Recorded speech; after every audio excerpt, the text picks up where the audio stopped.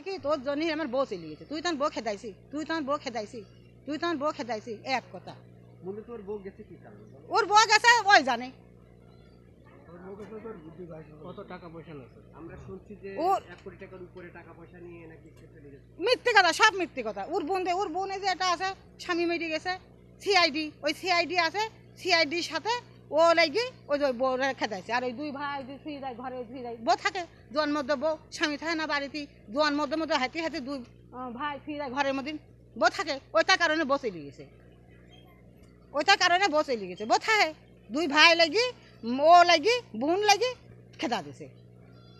তাছাড়া আমার কিন্তু শরীর ছাড়াকে আমার যায় যায় না, আমার কিন্তু জ্ঞানজাম নাই, খাঁচার নাই। আমরা নাই আমার বেটা বউ সকল নিয়ে যায় যায় নিয়ে বসত করতেছি নি। অভিযোগ করার আগে আপনার কাছে কি আসছিল নাকি? শুনতে আসছিল কিছু না যে জমি মাপার পর আপনাদের ভিতর পাই না, এ কিছুই আসে না, কিন্তু কথাই কয় না। আমাদের কাছে যে অভিযোগটা করছিল যে একাধিকবার নাকি এটা নিয়ে থানায় এবং এলাকায় মাতবারা সালিশ করে দিচ্ছে, এটা নাকি আপনারা মানেন? এই মিথ্যা কথা। আর ওনার যে ওয়াইফ ছিল বলছে আমার ওই শরীর যারা আছে তাদের ওটি আছে। না না না, এইসব মিথ্যে কথা, এইসব মিথ্যে কথা, সব মিথ্যে কথা। গেছে শুধু কষি, শুধু গেছে ওর বোনের জন্য, ওর জন্য আর ওই দুই ভাইয়ের জন্য কছি যে আপনার আপনার বউ যদি আপনি ঘরে থি, আপনার দুটো ভাই জোয়ার মধ্যে ভাই থি, ওই ঘরে থি যদি যান বিদায়, তাহলে কি সেই বউ টিকতে পারে? পারে? সেই বউ আলগো হতে চলে গেছে ওর কারণে, ওর বোনের কারণে, ওর দুই ভাইয়ের কারণে। আবার ডিভোর্স দিয়ে দিয়েছে। একটাই ছেলে, বোধহয় 20 বছর বয়স, তাই না ফরিদার মা? 18 বছর। হ্যাঁ, ছেলেরা আসে, বাপ আসতে যাইছে সাথের বাচ্চা এই মুখে যোগ করি থাকে। আর বেটা বড়, আমার বেটা বড় ওই জায়গাটা গোসল করে, আমার আগলা জায়গা। আর ওই যে সাথে বার উঠি ও কি যায়, বেটা বড় হয় না ওর মধ্যে, তাই শয়তান।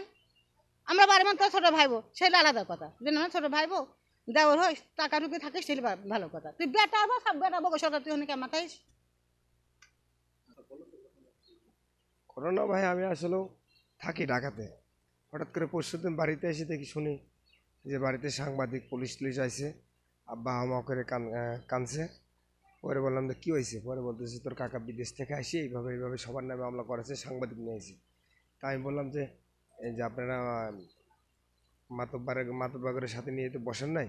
কয় আমরা আমিন নিয়ে এসে জায়গা মাপতে গেছি, কিন্তু ও মাপে না, ও আসে না, ও টাকার গরম দেয়, টাকার গরম দেখায়, পুলিশ নিয়ে আইছে, সাংবাদিক নিয়ে আইছে, কিন্তু আসলেও এগুলো তো ভালো না।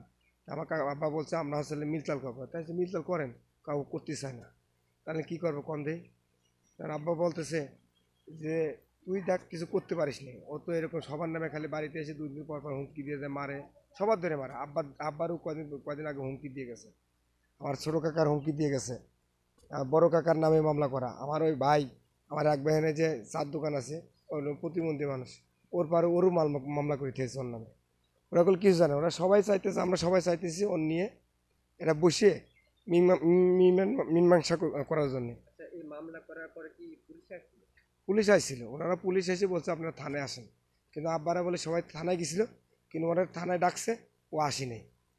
উনি টাকার জোরে কাট দিয়ে বলে আসলে সমাধান করেছে নিতার দিয়ে, কিন্তু ওর খুব টাকার জোর এটা, কিন্তু ও আসে না কাছে। কিন্তু আমরা এখন বলি যে ওর সাথে করে আবার বসে আমিন টামিন নিয়ে জমি জমা মাপবো, কিন্তু আসে না। আজকে 4-5 দিন ধরে, 4-5 দিন আগে পুলিশ আসছিল, সাংবাদিক আসছিল, আসার পরে ওনারা চলে গেছে, ওদের সাথে চলে গেছে এই পুলিশের সাথে। তারপরে এবারে বাড়িতে আসেনি, ঘরে পুলিশ এসে আবার ওই ঘরের কাজ বন্ধ করে দিয়ে গেছিলো। এখনো পর্যন্ত ওই ঘরের কাজ বন্ধ আমার ওই কাকা। পরে জমি দেওয়ার স্বীকার করেছে, করার পরে তারপরে বলছে, মুড়ি বলছে যে জমি রেজিস্ট্রি না করা পর্যন্ত আপনারা ওই জমি ওইখানে বিল্ডিং করেন না, ওইভাবেই থাক। এখন কাজ বন্ধ এখানে, ঠিক আছে। আর ওর আপন ভাই, ওর আপন বড় ভাই, আমার আয়তাল কাকা আপন বড় ভাই, ওনার নাম হলো কাদের।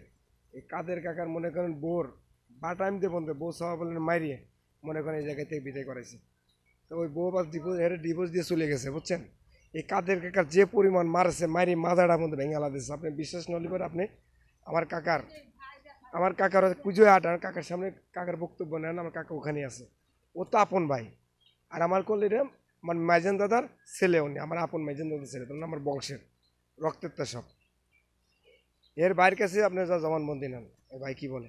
মানে সর্বশেষ এখন আপনারা কি চাচ্ছেন? আমরা চাইতেছি এটা সমাধান করতে। আমরা চাচ্ছি না যে এটা মিডিয়ার ভিতরে সারা বিশ্বের মানুষ দেহ।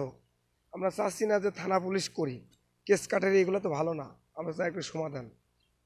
উনি যে আপনাদের বিরুদ্ধে যে অভিযোগগুলো থানায় বা সাংবাদিকদের কাছে নিয়ে আসতেছেন, তার মানে কি এগুলা কি উনি মিথ্যা বলছেন? মিথ্যাই তো বলছে উনি। আমরা সাংবাদিককেও পুলিশ কি করবো আমরা? আমরা ও যদি এসে বলতো যে এই জমি জমা নিয়ে আমরা বসে এটা সমাধান করি, ওইগুলো না করে আগে গেছে টাকার গরমে সমাধান করতে পুলিশের কাছে এবং সাংবাদিকের কাছে। বুঝতে পারছেন, হলে বিদেশি টাকাও, তাহলে এগুলো তো করার কোনো দরকার ছিল না। আবার ওর একটা বোন আছে, নাম হলো সইনা, ওই যে ওইখানে আপনারা ওনার সাক্ষাৎ নেবেন, সমস্যা নেই। উনি বলবে যে পরিমাণ মারা মারছে ওনার জিগান, উনি বলবে আমার কি মারা মারছে। ওনার তো আপন বোন, সবার দড়ি মারে, যখন বাড়ি থেকেও থাকে না, একজন পুরুষ মানুষ হয় আর দড়ি মারি থুয়ে মনে করেন ওর মতো জায়গা। বুঝতে পারছেন, আমার আব্বারে যদি ঠেকাই, আমাদের রক্তের তা বংশের তা, তাহলে এসে আমার বাপের নামে মামলা করে দিতে, এখনো 11 জনের নামে মামলা করে দিতে হবে। ওই দিন আমার বাপের তো দড়ি নিয়ে যাবে। আপনার আব্বা কি আছে? আব্বা নাই, বাইরে আছে।